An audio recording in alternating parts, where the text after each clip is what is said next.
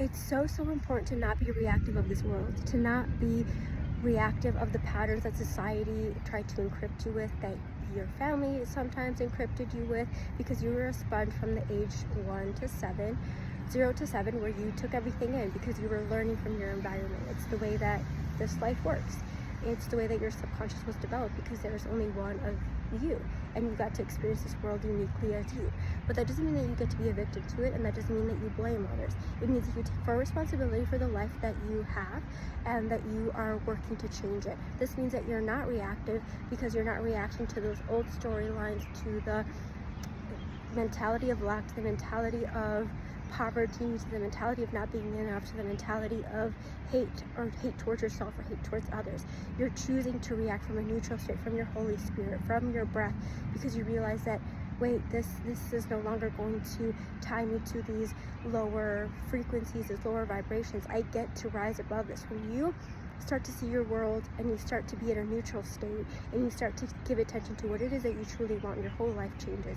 Your whole life changes because you realize that you're not in a hurry, you're not in a rush, you're exactly where you need to be, and the present is a gift. You get to change from the present, and one small change is a ripple effect in your life. A ripple effect in your life. I'll give you an example.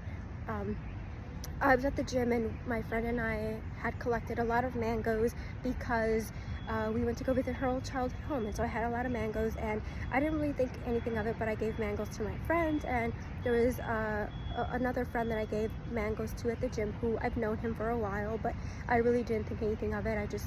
We've talked about it before, and I know he's like smoothies and he liked mangoes, so I gave him a mango.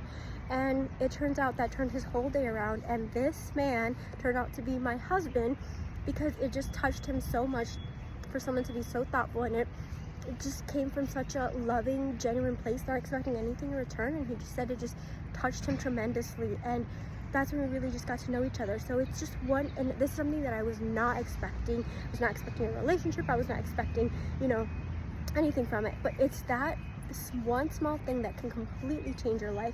It's totally possible. It happens, but it's all about you being in the present, and when you give, not expecting anything in return, but just giving from a full heart, and knowing that you have enough love to give. You are enough to give, and you're so worthy of giving and receiving love.